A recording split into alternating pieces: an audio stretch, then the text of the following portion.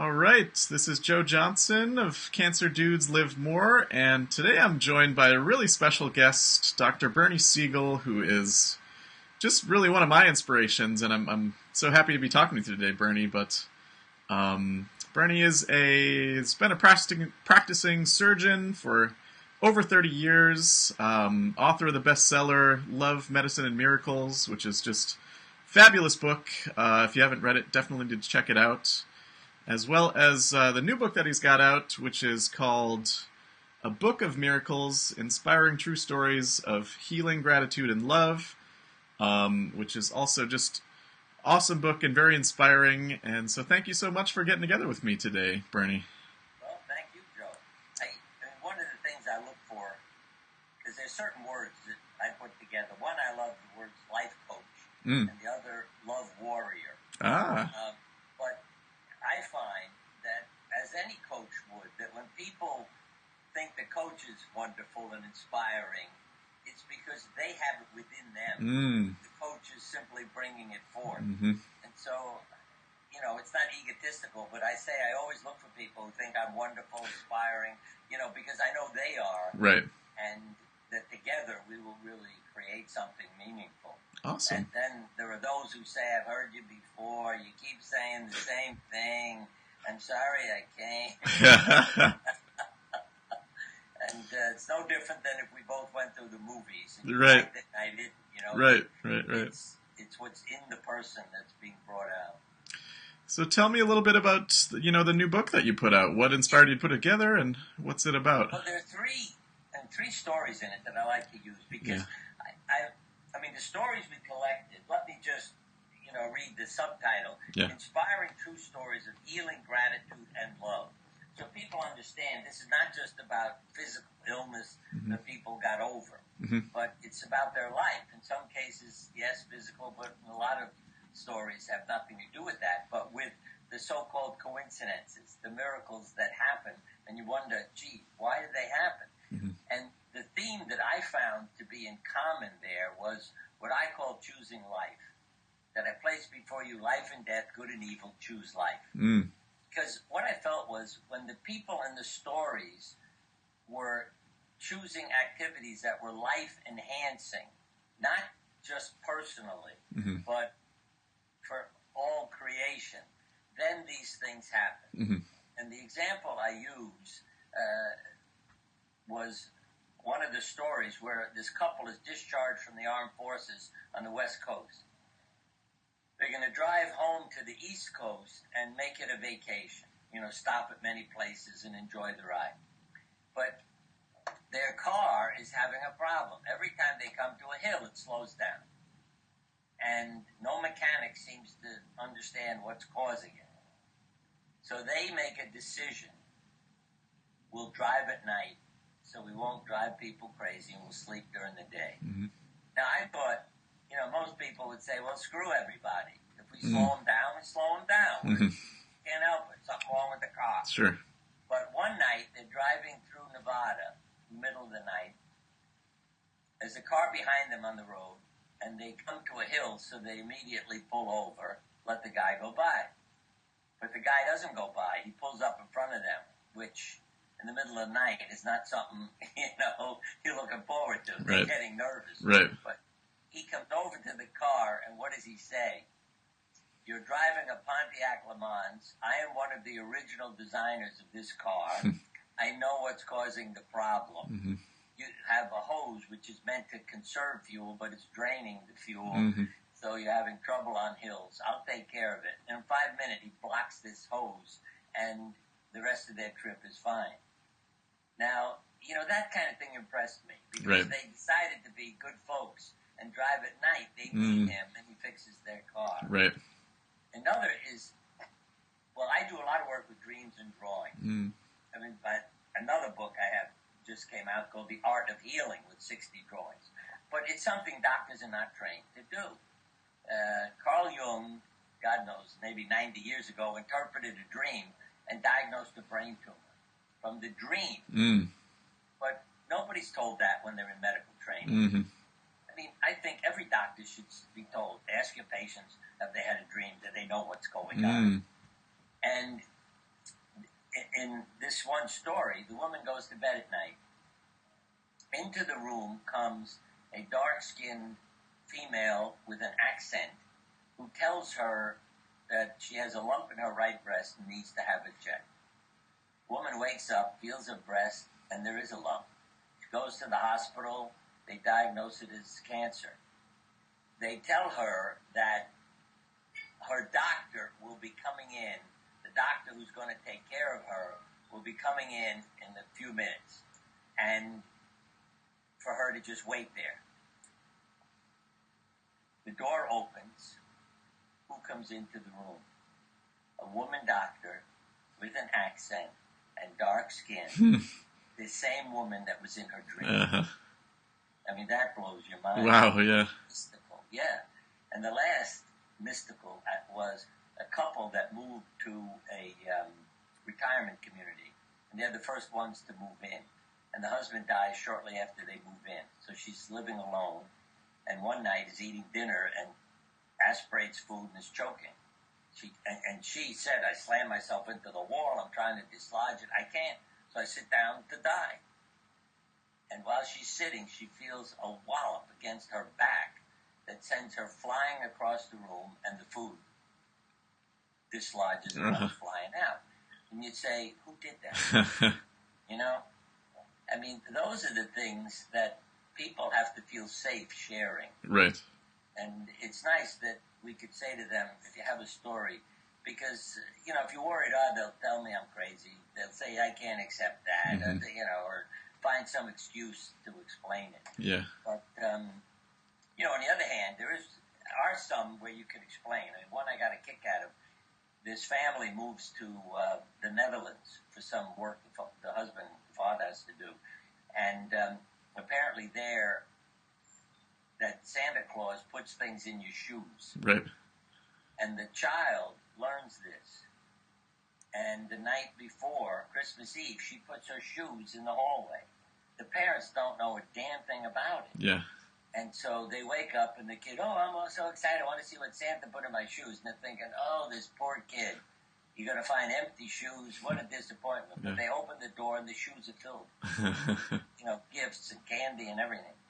And the parents are like, oh my God, it's a miracle. How did this happen? Right. Well, they later learn that the man who ran the building was leaving in the morning to do something, and he saw the shoes, and he knew it's a kid looking for a Santa. Right. So he spilled the shoes. Nice. You know, so the parents were disappointed to learn, it wasn't a miracle. Right. But it didn't make the kid feel any worse. Right. Wonderful thing. Yeah. But you see, it's still a gift. It's like Santa used him. You know what I mean? Exactly. There was no coincidence that he walked by early in the morning so he could do it before the child wakes up. And I don't know. There are just so many stories in there. But as I say, as you follow them, you see it has a lot to do with what I call the rhythm and harmony of the person's life. Mm-hmm. They're really getting into that special place. Mm-hmm. Then consciousness is changed. Right. The communication and the people. I mean, many years ago, after giving a lecture, a man came up and said, "Do you ever think of writing a book?" I said, I thought it would be a wonderful idea, but I'm not a writer. Yeah. I said, the only C I got in college was in creative writing. So I said, I don't think I could ever do it. Well, what happened? Love, medicine, and miracles. Right. I didn't have anything to do with it. Different people talked to different people, and they got everybody together. So what I did was talk for hours and hours and record it. Sure. And then just hand it to them, Right. and it became a book. Right. And my wife was like an editor because she'd say, honey, it doesn't sound like you. Then I'd fix it. You know what I mean? Sure. So it was me talking to people. Sure. But it's just unbelievable to me that kind of thing happened. Because I even went into surgery because as a child I was an artist. And I've done a lot of painting. Yeah. And I wanted to use my hands. And I thought, being a surgeon would give me an opportunity to keep creating and using my hands. Mm-hmm. Yeah. And now you mentioned kind of those life-enhancing behaviors. What have you found are the most important kind of life-enhancing behaviors, for somebody dealing with cancer, maybe for somebody who's not dealing with an illness? What are the most important things to help people get into that space, where get into the flow and where consciousness can kind of help good things happen. I always say to people that we're here to contribute love to the world, but in our manner, not imposed on others. In other words, not your parents saying, "We want you to be a lawyer," Yeah. but or a doctor or whatever. It's how do you want to contribute to the world, and that's what I have found. That Monday morning we have more heart attacks, strokes, suicides, and illnesses. So you know how most people are feeling about going to work, right? But I worked for one of our sons when he ran a Subway franchise for a while, and I loved it. People thought he was using me to improve business because everybody knew their father, his father. But I wanted it. Yeah. Why? Because I could be a doctor behind the counter in Subway. People came in and would say, "I'd like a sandwich." I'd say, "If you answer a question for me, I'll make a sandwich." Yeah. "What's your question?" I said, "How would you introduce yourself to God? What's the best day of your life? If you see a worm on the sidewalk, what do you do when you walk up to it? All these. How would you introduce yourself to God? Things. If you could be God for a day, why would you want to be God?" Yeah. And we'd get into these wonderful discussions, and the previous customers would start talking too. So we'd all become family. Yeah. And everybody'd sit there and talk to each other while they were eating. Right. And I enjoyed it. It was fun. And so again, I say to people, if you're not happy in what you're doing, get a job at Subway. But if you help people feel better, then I think that's what we're here for. That is so rewarding. As they've said about love, it rewards the giver and the receiver. Right. So, and that's true love. It's not liking and doing it because you like somebody. Right. But what's life enhancing is acting out of love. And that also I see in major illnesses. When let me take a step back. Many self-help gurus. We were at a weekend, workshop for the public. Sure. And we were eating lunch together, all the speakers. And I couldn't believe their stories about how they felt at a time in their life when they were suicidal. And I said, how can you get up on the stage and lecture to people about living if you were suicidal? It's like you're not telling the truth. Yeah. And I really didn't understand what they were trying to tell me. And then they laugh at me because I said, I've never been suicidal. I don't know what you're all talking about. And they said, we know you're not normal. But later, coming across something in my reading, it was that when you come to the perilous edge, really thinking about suicide, but make the decision to turn and choose life, that's why these people, these so-called self-help gurus were able to help everyone. Yeah. Because they were suicidal, but made the decision to live. And they had a lot to share because of that experience. Right. And what it taught them. And I always say, that's why everybody writes books. Oh, I just had a disaster, and I better write a book about it to help everybody. Right. The books have all been written. Right. I don't think that we have anything new to tell anybody. Right. I say you got a few thousand years, from the Bible to Buddha to Maimonides to all these people. Yeah. Read them and it will help you. Right. You don't have to have a disaster and wake up. Right. But one of my neighbors has cancer, and I was helping her, and they had a party for her. Her treatments are over. And she got up to say a few words. And I couldn't help it. When she was done, I said, folks, listen to what she just told you and do it. Yeah. Don't wait for a disaster, because she got up the same thing. I had cancer, what I learned, how I changed my life, and blah, blah, blah. Don't wait, Right. for a knock on the head to awaken. Right. And to me, it's being your authentic self. And on my website, we have something called an immune competent personality. Because it's a series of questions. And what you learn is that your personality relates to your health. You see. So, yes, it's saying no when you don't want to do something, asking for help, expressing your feelings, deciding about treatment, bringing some joy into your life. They're all simple, basic things. And Right. as a matter of fact, when I mentioned about introducing yourself to God, see, it's not living a role. Because I've had men in my office say, I can't work, what's the point of living? While their wife and children are sitting next to them. It blows my mind that a guy could say, there's no point in living, I can't work, and his family is sitting there with him. And I pointed that out to them. I said, excuse me, I see several good reasons you're left here. You know, it's like they wake up and, oh, yeah, there's something else in my life. Yeah. The women, on the other hand, I can't die till you're married and out of the house. See, that's being mama. But, you know, I've watched, I'm not going to tell all the stories, a lot of women die when their last kid leaves home.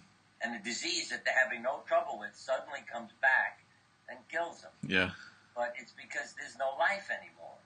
And so for the women, it's also, I say, adopt yourself as one of your children and be good to yourself. Don't live a role. Right. Because again, when you get to heaven, if you say, I'm a mother, say, I'm a doctor, God says, come back when you know who you are. When you recognize your divine self, and matter of fact, the best answer I've ever heard, because it really speaks the truth, high school students are into suicide and depression, and, you know, so I love talking to them and telling them, if you need a father, I'll be your father, I want you to know I love you. Yeah. Then they leave feeling better. Yeah. You know, because I've said that.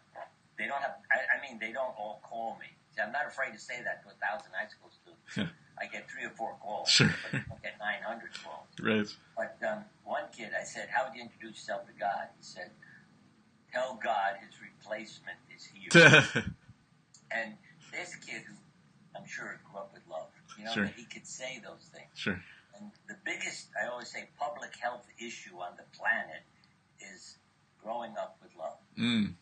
I mean, something that's been written about by other authors, that a child is basically under hypnosis. So what their parents are telling them has a hypnotic effect. It goes with you for a lifetime. Right. I didn't understand this because I grew up with what I call mottos to live by. I grew up with loving parents and grandparents, and the things they told me would help me survive. I thought everybody grew up that way, you know, and most kids don't tell you. They lie when they're in school. You know, I fell off my bike. No, your father beat the crap out of you. Right. What happened? But they don't want to tell you that. And so a lot of people found it difficult when I first began writing and speaking because I was coming from a different place. And they began to tell me, you didn't ask us what mottos we're dying by. My mother's words were eating away at me and maybe gave me cancer. My parents committed suicide and told us to commit suicide. They told their children to kill themselves too. You know, I had no experience of that sort. But then I began to delve into people's lives and realize, I said, that if you grow up with love, you take care of yourself. You know, you have self-worth. I mean, I do a lot with seniors too now. You go in an assisted living facility, say your parents love you. Almost every hand in the room goes up. They look at you like, what are you, nuts? Of course. But, you know, go to a high school or a self-help meeting, you know, where people, you know, addiction group. And you say, raise your hand if your parents loved you. And maybe 2 or 3 hands go up. And I say, I just wanted to point that out to you. That's why you're here and you need that help. Right. And I call it the reparenting. Sure. Teachers can do it, clergy, doctors. If somebody lets you know you're worth loving, and I say the opposite of love, so people understand, is indifference, rejection, and abuse. It's not hate and fear. You know, you look at most bullies. What do they get? Attention. I mean, we have 5 kids. I learned that. They drive you nuts. They get attention. Right. Yeah. The nicest one, what I often call the angel, said to me one day, I don't get 20% of your time. I said, what are you talking about? He said, you have 5 children, which you each get 20%. Yeah. And I said to him, your brother is driving us nuts, so he gets 40%. Yeah. Now, you see, what I like about that was he had the courage to come up and say something. What do most kids do? They don't love me. He's in the bedroom at the end of the hall.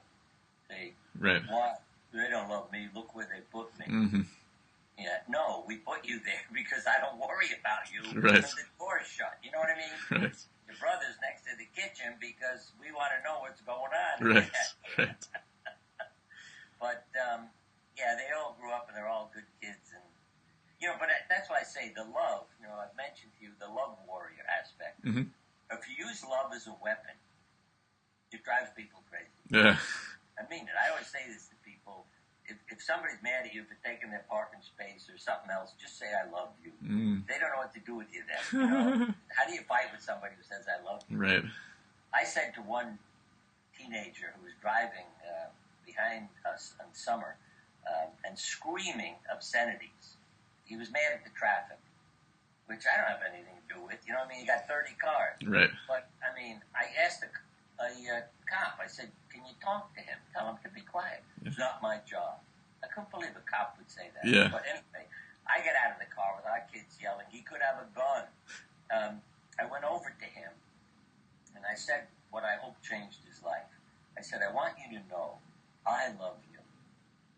I'm sorry that your parents do not. He made a U-turn and drove away. I know I spoke the truth to him. Yeah. My hope was, a lot of people say, oh, it wasn't nice, but I thought about it. But I think that if I could get him to see that, why are you acting this way? Then he could go home and change his life. He could talk to his parents. He could get help. Right. And I really feel that from that U-turn, that is what happened. It's like, again, he changed the direction of his life, where right. he was going. Right. And I wish I could meet him today and ask how you doing. Because what changed my life was a patient saying, I need to know how to live between office visits. So I'd say that's what makes life meaningful, helping people live. I wrote a poem. I was talking to people that it's called Thank You, because it just struck me one day. I did something for someone. I don't remember what it was. He said, thank you. And I went home and wrote a poem because I was touched by thank you. I made a difference in somebody's life. And there's a story. I don't know if you ever come across it, called Red Marbles, because I was reading it to some seniors, about their life. But this is a man ran a food store, and these kids who had no money, their families would often come in looking for something that they could take home to eat. Yeah. And he would bargain with them. He said, I like red marbles. You have a red marble? If you can bring it in, you can. And they'd say, well, I brought a green one. Well, all right, take the food home and bring me a red one next time. And, he would always give them things to take home and always have a different marble he wanted. Yeah. And years later, he dies, and who shows up at his funeral? These three, young men. And they all have brought a red marble, which they put under his hand in the casket. And the wife is in tears, and people who knew him and what he did were also touched by it. And I think it's that same way. He made a difference in some lives, and that's the way to live forever. Another story, if you don't like all these stories, nursing home, where some of our family was for a while, recovering from something. There was a guy named Bill who wandered the halls. He was a resident there, but he always was busy helping other people. He was never, acting like a patient. He was always out there looking to help others. And years later, I went back in there for some reason. I can't remember why. And I saw his picture on the wall in the library. Now, it's the only photograph of anybody who's ever been in that nursing home for many years. And I said, oh, there's Bill. And the guy running the place said, you haven't been here in 10 years. How do you know who that is? And I told him the story. But what impressed me is Bill is immortal now. There's a shrine dedicated to him because of how he acted towards others.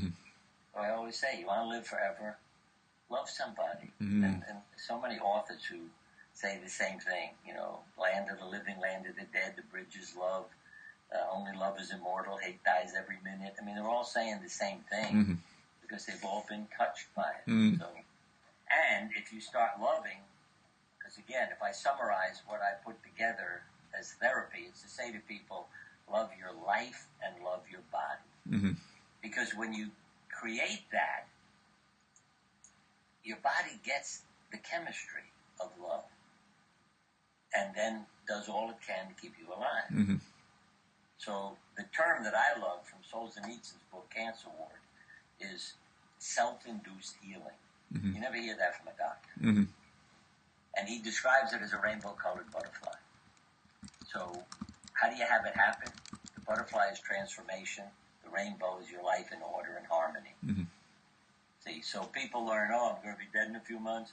They go and start living a new life. And I can, recite a lot of stories. But, one that will make you smile. A guy went out to Colorado to die in the mountains because it was so beautiful. I told the family, I feel very close to him. Call me. I'm coming to the funeral. Well, a year goes by. There's no phone call. So I called them. I was really angry. Yeah. They ignored me. Right. Of course, he answered the phone. He said, it was so beautiful here. I forgot to die. Those are the kinds of stories. But I say to people, don't wait till you're almost dead to, do what you love. Right. Yeah, it'll prolong your life, though. That I guarantee. Yeah. But why not start early? Right. And don't need a life-threatening illness to say, I'm going to quit, close the law office, start playing the violin. And I always say, I don't make up these stories, but, these are people who, when they were kids, were told, we don't want you to, a violinist. Yeah. We want you to be a lawyer. Right. But he didn't die either when he got a job in an orchestra and is playing the violin.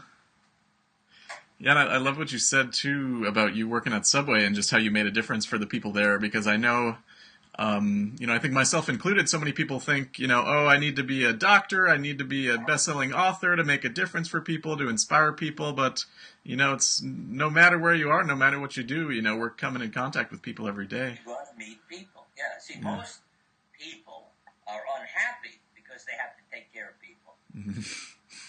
I gave a lecture. I'm being driven back to the airport. Young man, he turned to me, he said, while he's driving, my father was a doctor. I know what doctors go through. I never wanted to be a doctor. I became a landscaper. And then he's telling me stories about his work, which was major landscaping and full-grown trees even, new properties. And he said, I tell people, put an orange stick in the ground where you want the tree, and I'll put it there. And then I get a phone call. Thank you for putting it there, but we don't like it there. We want it moved. I said, you know something? What? You could have been a doctor. People are a problem. And he burst out laughing. It had never occurred to him, that people are the problem. But he's not happy now as a landscaper. Right. Because he's working with people. Right. Yeah. And I think that's why I say if you become a love warrior, you drive the people crazy. And even I've seen people in our office where you have a sign that says no smoking and they light a cigarette under it. Now, when I come out in the waiting room, I don't say, what the hell are you doing? I don't want you as a patient. I say, it's obvious you're looking for attention. Come on in. And they look at you like, he knows me. No, because it's like the bully. If you're doing something wrong, people will respond to me and notice me. But if you do it on the other side with love and laughter, they also notice you and look forward to you. I call it keeping the child in you alive. That react in a childlike manner so that humor is never offensive and everybody enjoys it. On simple terms, I always say that when they say sign here, I write here on the paper. And even lawyers have thanked me for getting them to laugh, and then tell me I need your autograph. So there are a lot of places I go now where they know. Ask him for his autograph, give him that credit card slip and say sign here. Even at the vet, I have to tell you this one. We needed to have a stool sample checked for parasites, one of our pets. Yeah. So when I came up to the counter, the vet's assistant said to me, "Do you have the sample?" I said, "Yeah," and I reached in my pocket and I pulled this thing out that looks like poop. Right. And the girl, the look on her face was incredible. She runs in the back to get a container. When she came back, I said, "I'm kidding. Don't you know that?" And then I took it out, out of a plastic bag out of my pocket.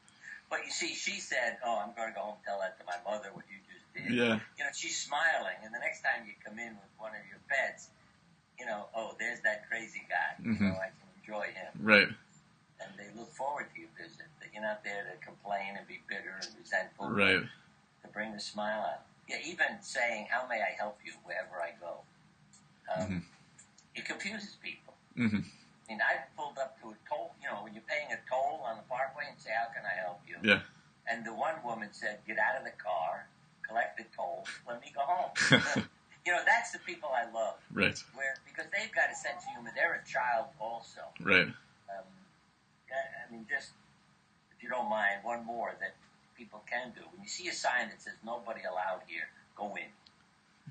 And when the guard yells, say, "I know, I'm a nobody."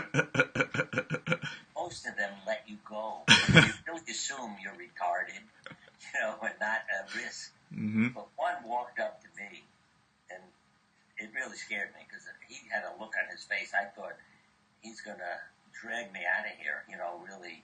And so I'm standing there worried. Yeah. He raises his hand, but then he puts his finger on my chest and says, "I'm making you somebody. You have to go now." See, I gave him a hug because there's another kid. You know, we're immediately we're both friends. Right. And so when I tell people I'd like to drive home in a Cadillac, and the guy says, "Do you have any color preferences?" Oh, the guy in the parking lot is my friend now. You know, two more kids are laughing and having a good time. And I say to keep that kid in you alive. Right. Because it can be so hard to do when you're thinking, you know, and not feeling and worrying. Right. One woman put it on her refrigerator. She was HIV positive years ago, converted to HIV negative. She said, "When you live in your heart, magic happens." That's why that symbol from Solzhenitsyn of self-induced healing, that's what these people are doing. They're changing their life. Doctors talk about, like the title of the book, "Oh, you had a miracle.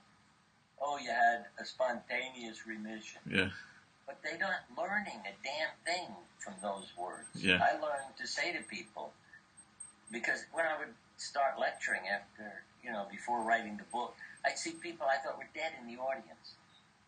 And I'd go up to them and I'd say, "What happened? Why don't you come back to the office?" "Oh, well, everybody expects I'm going to die." So, you know, but they always had a story to tell about how they changed their life. Yeah. You know, sometimes I'll hear, "Well, my car was being fixed. I went to the used bookstore. I found your book. I read it. Boom." You know, they transformed their life. Yeah. And it's the feelings. Let me give you a quote from a lawyer. Because they always say being a lawyer is a serious illness. They're trained to think, you know, which can be a problem. He said, and this was in the midst of a health crisis where his friend's child's life was in danger. Yeah. He said, "I came to a conclusion," like how to help, what I should do. "I came to a conclusion that was eminently reasonable, totally logical, and completely wrong. Because while learning to think, I almost forgot how to feel." And that's why that woman with AIDS, when you live in your heart, magic happens. See, she's saying the same thing, but not sounding like a lawyer. Right. You know, for her, it was an easier thing to do than for the lawyer. So, you know, I always say survival is not about statistics and that we have the potential. I mean, that's something that impresses me about creation. You know, like when that kid said, "Tell God his replacement is here." We are made of the same stuff that God is made of. Right. I mean, creation is a fascinating subject. Right. And I wish, really, that we'd spend more money going into our body than, you know, to Mars, like they're working on it. Right. I think we'd learn just as much inside ourselves as we're going to learn in outer space about the nature of creation. Right. You know, what's going on within us and how significant that becomes. Yeah. Yeah, it's so great. I love what you're saying about being childlike. I know my dad is very inspiring for me, and he's a wonderful healer and doctor, and he's always been so childlike. You know, he'd go to toy stores, and any toys that would talk, you just push all the buttons going down the aisles, and like all of us kids and my mom would just be terrified, like, what is he doing? But humor and having fun is just so powerful. It's such a healing force. I tell people to embarrass their children regularly. Right. And the reason is that when you're ready to die, when you're tired of your body and ready to go, you can say to your family, hey, tell stories that you remember. Right. And my father died laughing. Because my mother was telling stories about their crazy early life. Right. And that impressed me. He died looking wonderful. I thought he was going to change his mind, because he was tired of his body and had a lot of trouble with his chest surgery and breathing and everything. So, he said, I need to get out of here. And told us, when he was going to die. But then, with her telling those stories, he looked so wonderful. I thought he was going to say, I changed my mind. I'll die tomorrow. It's similar to a Woody Allen story where a depressed guy says, I'm going to commit suicide Saturday night. And his friend says, how about Friday night? What are you doing Friday night? Yeah. And I think that's the feeling I had. My father looked so wonderful to say, well, instead of Sunday, I think I'll make it Monday. Yeah. I mean, and just to keep, that sense of life about yourself. But one of the things also, the benefit of embarrassing your children and not being normal, two of our kids, our kids grew up being embarrassed by me. Yeah. So I can imagine. I show up at school, it's like, what's he going to do today?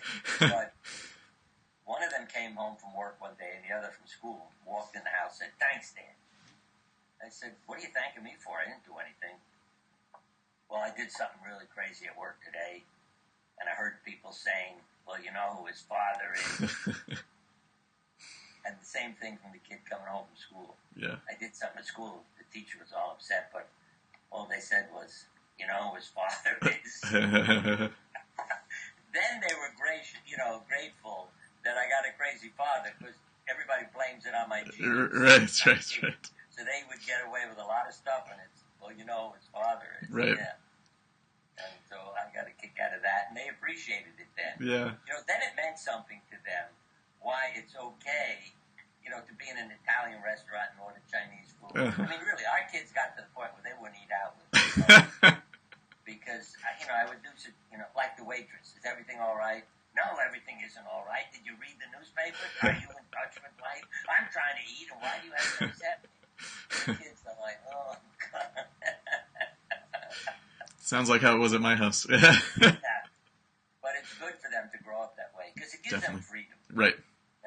To also be who they are and not worry about what's everybody thinking. Because that's why when that woman who said her mother dressed her in dark clothes so nobody would notice her, told her that she embarrassed her and was a failure. And that's the one who said my mother's words were eating away at me. But I'll tell you, she was reborn with the cancer. And her husband getting her my books. Because when I met her, she was wearing a red dress that was giving me a headache. Everything was iridescent, from head to toe. Yeah. But in the letter she gave me about her life, it said, I went out and bought a red dress and red high-heel shoes. And you gave me permission. See, that's the part that bothers me. You gave me permission to be the authentic person I was meant to be. Now, I say it bothers me because I said to her, you don't need my permission. Why do you need somebody else to say it's okay to go do this? People need to have that self-worth and esteem. And it's so hard, though, when you haven't grown up with love. And, a feeling of that kind of self-worth. It sounds like from your experience, just kind of that lack of self-worth and self-esteem is like the cause of, so many illnesses. All the addictions. I really feel that, why do you become an addict? You're looking for what you never had in a healthy way. Good feelings. So whether it's alcohol, drugs, tobacco, anything that, or even food, so you're 200 pounds overweight. Yeah.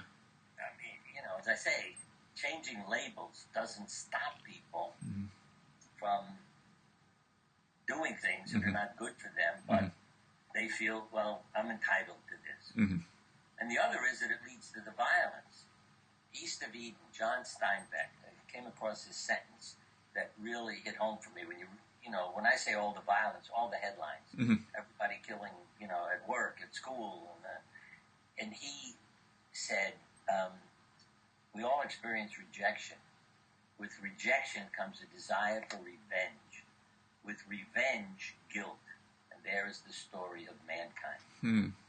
Boy, that hit home for me, because look at these people going into schools, at military, at work.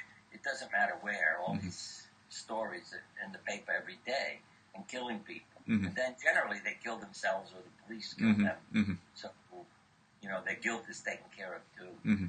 But it's so sad, and that's where I think we can step in. When I mentioned before that whether it's parent, doctor, clergy, somebody who says, no, you're a child of God, I love you, you're worth something, then, it can turn you around. You don't need to get even with everybody.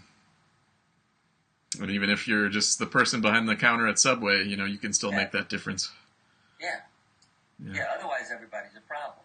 Right. If you grew up with abuse, then, everybody who comes in is a problem. Not somebody you want to, give your love to and serve. Right. And, and you mentioned for people to love their body as well, which I really liked. Because do you find, so much in kind of the traditional cancer world, there's so much about like fighting the cancer and, we got to battle against the cancer and all that stuff. Well, I learned from Mother Teresa, how to put it in words. Yeah. Because I read that she was asked to attend an anti-war rally. And she said to the people, no, I'm not attending. And they were like, what's wrong with you? What do you mean? She said, however, if you ever have a peace rally, call me. Right. And so one of my articles is, not waging a war against cancer. And because, again, you empower your enemy when you wage a war. You wage a war, who do you focus on? I got to kill the other guy. But I tell people, you've got to look at healing. How do I heal my life? The body will heal in response to the message it gets from your life, you see. And that's the part that I see. And also the war, I'm a failure, I lost. No, it's not about losing and failing. It's about participating. See, the word patient is derived from the word submissive sufferer. If you're a good patient, you're in big trouble. The word I like to replace it is respite, a responsible participant. So it's not about if you die, you're a failure. We're all going to die. And I really tell people, and sometimes with my sense of humor, I say the bitterest people in heaven are the vegetarian, meditating joggers who did all this and died anyway, never enjoyed themselves. Right. So look at how do I enjoy my life, not how do I avoid dying, And one of all my workshop questions, if you had 15 minutes to live, what would you do? What enlightened me one day was our son saying, if I poured a chocolate ice cream and eat it, I said, hey, I like that answer, you're okay. And another guy saying, why did you criticize me when I said I play golf? He said, what if the golf is my chocolate ice cream? Boy, I thanked him because he made it clear to me. Most of the people, I call everybody I love. That's what everybody does. Right. It's like out of guilt, Sure. But when somebody says something like, I'll play golf, I love it. Yeah. Because they're really coming from, their hearts, what Right. really feels good for them. Right. And when we do that, then we benefit, So I use the symbol of the chocolate ice cream, but I always say to people, find out what your chocolate ice cream is and go live it. Because the other thing that impressed me, I mentioned that I was an artist and, portrait painter. And when I'm painting, I have no sense of myself or time. Same is true in the operating room. If I'm caring for somebody, the hours could go by. I'm not aware of it because I'm working on creating a better person or a work of art. And it really impressed me as a doctor because at one time when I had injured my back training for a marathon, I could barely stand up. It hurt so much. But I could paint for hours or be in the operating room for hours. And I thought, wow. You're on the floor when you're done, but you're standing there physiologically, what a wonderful state to be in. So I really, again, with my sense of humor, say to people, if you never know what time it is, how can you get older? But I think that is really true, that when you're doing what you love, then it's not work. And how your body responds is very different. So when you're living a life you love, you're more likely to make it to 100 than somebody who gets up every day saying, oh, God, I can't stand the traffic. I hate this. I can't,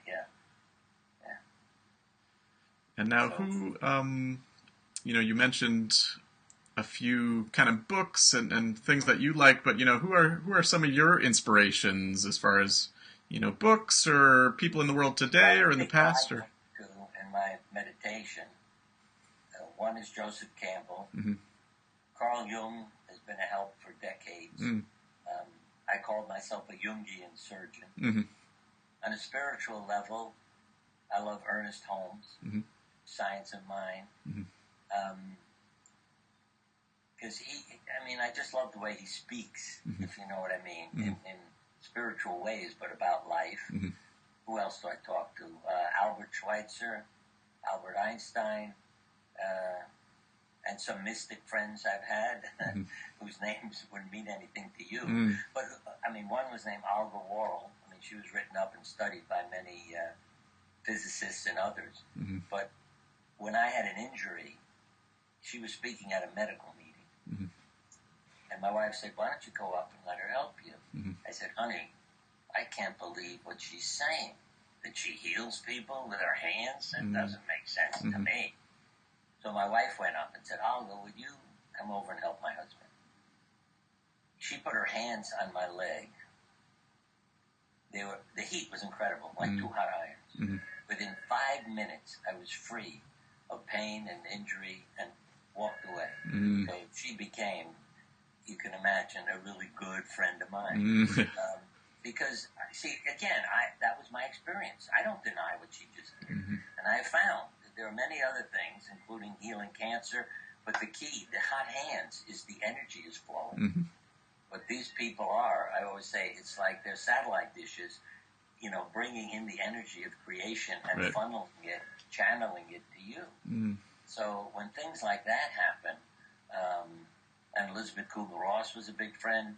She was the one who got me to draw a picture myself, and then knew so much about my life. See, again, the feelings as a doctor. I drew an outdoor scene for her, for my imagination, that, like a path I used to walk on my meditation. And she said, Bernie, what are you covering up? I said, what are you talking about? She said, you put snow on the mountain. I said, it's a mountain with snow. She said, Bernie, the page is white. You took a white crayon and added a layer. What are you covering up? And boy, that got me started with drawings and dreams and things with my patients. And, how they would reveal their anatomy and their body, and why I got into Jung and Jungian therapists and others. But you see, again, what's the problem with medicine? I always compare it to an electrician coming in your house. He can't fix the plumbing. And that's how doctors look at your body. We treat the result, not the cause. Right. But we don't know people. Okay? And when you treat the person and their life, then you're making an enormous difference in that. When I sent articles to medical journals, standard, medical, surgical journals, they came back saying, interesting, but not appropriate. So I sent it to her as appropriate. And what did they do? They sent it back again. Yes, it's appropriate, but it is not interesting. We know all this. See, that's why I got upset with medicine. You get information, not an education.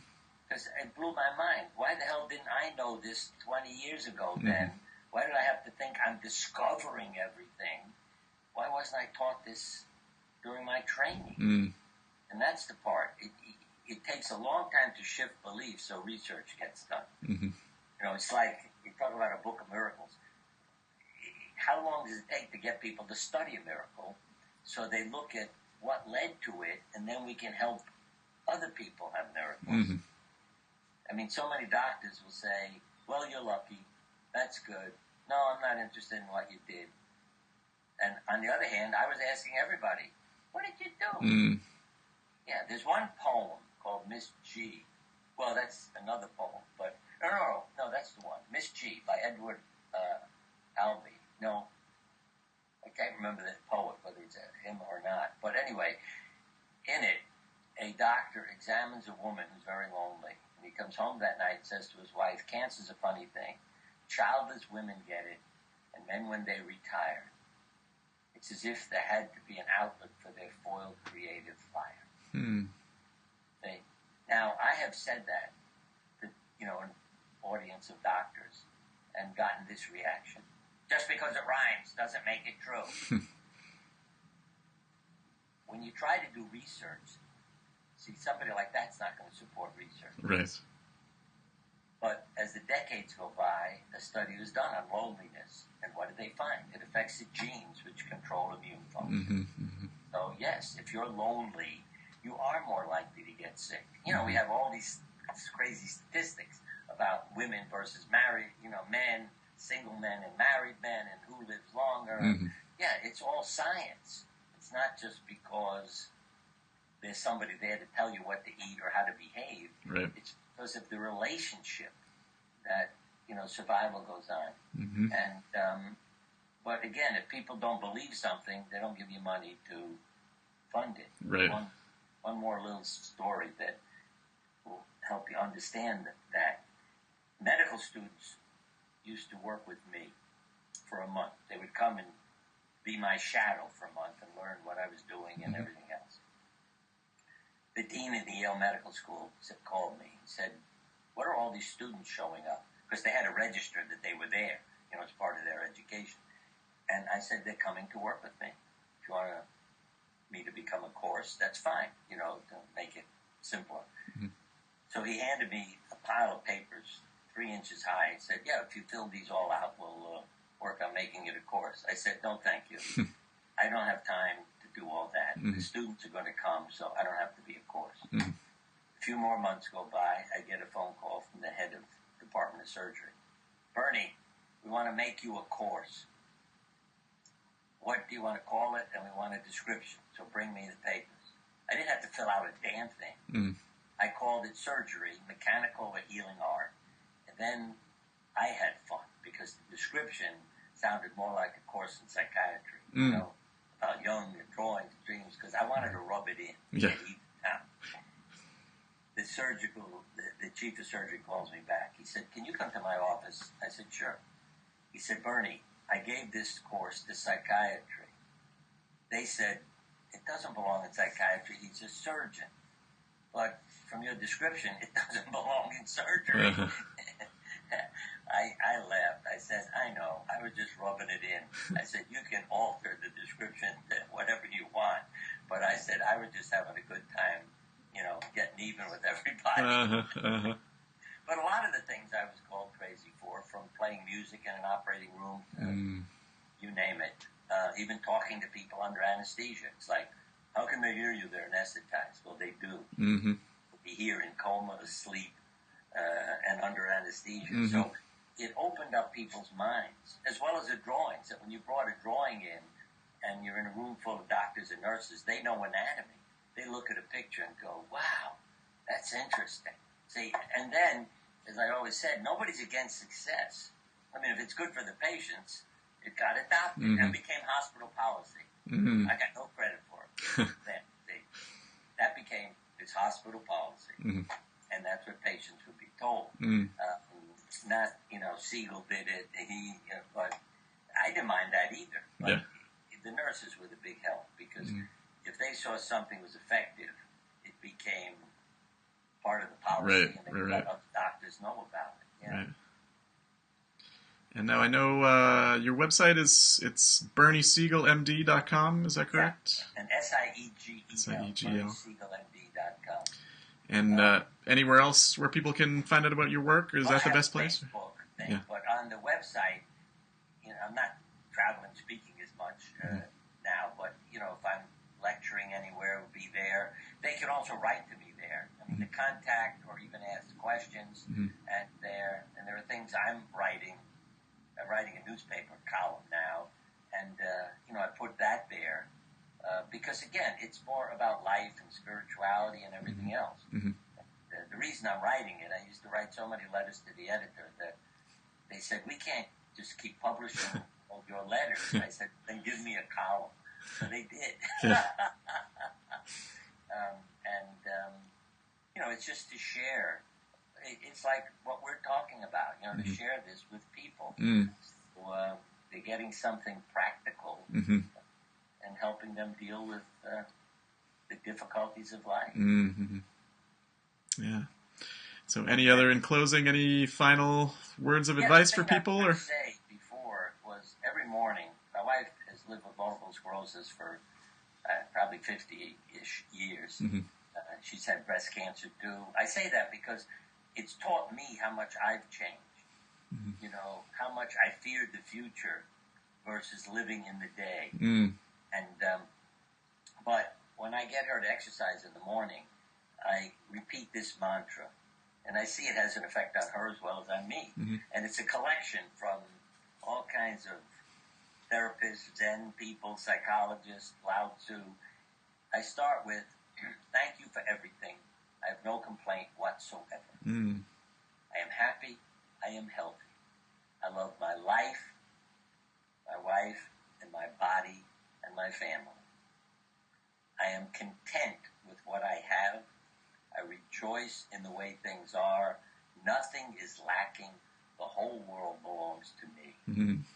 Now, what I heard from therapists was, you see, when they did this with people would come back and say, what the hell's the point? I don't see any difference. What should I do? Keep saying it. And in a few months, these same people came in saying thank you. It's made a difference. And I can see it in my wife and myself in the morning. How good she is on the stairs has a lot to do with at each step, saying one of those things. And I keep repeating it 4 or 5 times. So, thank you for everything is step 1. I have no complaint whatsoever, step, and all the way down. Yeah. And I see the difference in her because of what she's hearing from me and what she is beginning, to get into her head. And it changes you. And it may sound crazy that how does that help? But it does. It changes your attitude towards the world. And one more exercise that I found very helpful.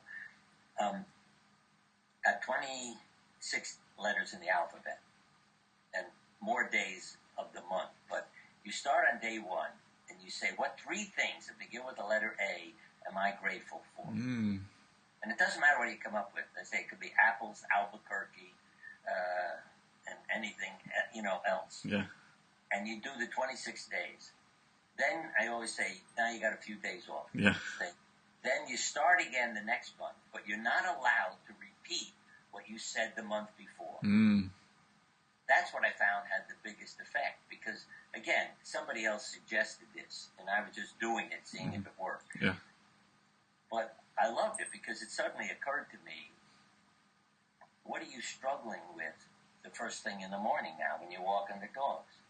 It's, what am I grateful for? It begins with the letter L that I didn't say last month, And I really got such a kick out of that because I thought, what a difference. Now, what am I grateful for is what I'm knocking myself out at. Right. And rather than, what's my problem today?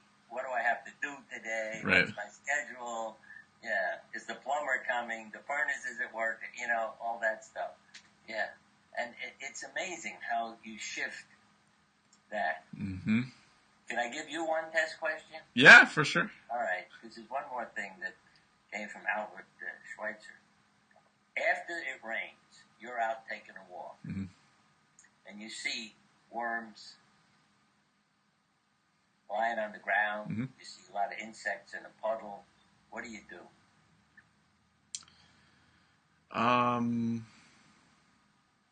What do I do? I would say I like to put the worms back in the ground so they can go down in the ground. You get an A. I've been doing that for, more years than I can remember. Mm-hmm. And I really felt I was just neurotic. Yeah. You know what I mean? It's like my personality. You got to fix everything, save everybody's life. Right. And then I came across Dear Schweitzer, and boy, was this therapeutic. He said, if you're out walking after the rain and you see a worm, put it back on the earth. You see an insect in a puddle, give it a leaf to climb up on. When I read that, I wanted to give him a hug. I mean, yeah. And again, you know, we talked about children. If you grow up with that reverence for life, you're not going to hurt anybody. And I saw that, you know, the way our kids grew up with what I call our zoo, because we had so many animals fenced in outside as well as in the house, breaking zoning laws. But what's interesting, no one ever reported us. Even the police knew, because I would call them when I couldn't find some crazy creature, you know, in case some neighbor called and said, there's this weird thing running around our yard. But the police never said, you're not allowed to keep things like that in your house, because they knew it was out of love and they were really cared for. And that impressed me. But I can see what's in our kids today, that life means a lot to them, how they care for animals and people. None of them are doctors, I may add, because I know, like that landscaper, they saw me going through the pain when they were making decisions about their life. I think had it been 10 years later when I had learned how to, you know, be comfortable as a doctor and help people to live versus, you know, fighting diseases, it would have been different. And the last word, because I keep looking at my own image, what I learned, I shaved my head in the 70s when it was, you talk about embarrassing your children, their hair is down to their shoulders, boys, and their father shaved his head. What are you going to do with him now? But what I learned was, from, again, reading Jung, it was a need to uncover spirituality. It's what monks do. When I read that, it was like, thank you. I mean, if I'd had him as a therapist, I wouldn't have to shave my head. I would have said, you know, I have a desire to shave my head. And he said, yes, Bernie, but what you need to uncover is your spirituality. You don't need to shave your head. Skin is going to make... But that's, again, what Elizabeth Kubler-Ross's question, too. What are you covering up? And I had to keep reading and learning to understand myself and do this. I mean, now it's more in style to shave your head. It's not such a big deal. It's okay to keep, you know, living that way. Right. Wonderful. Well, this is... That's it. Yeah. Emptied out. It's been so wonderful. So many just wonderful little tidbits that I know I'm going to take with me, and I'm sure anybody who watches this is going to take with them. So, again, Dr. Bernie Siegel, he's got the new book, Book of Miracles. It's wonderful, along with the old classic, Love, Medicine, and Miracles. But, you know, thank you so much, Bernie. This has been so wonderful. And I'd say to everybody listening, just remember the potential is within you. It's put there by our Creator. Okay. Awesome. Well, thank you so much, and hope to see you guys on this video again soon. Thanks, Joe. Bye-bye.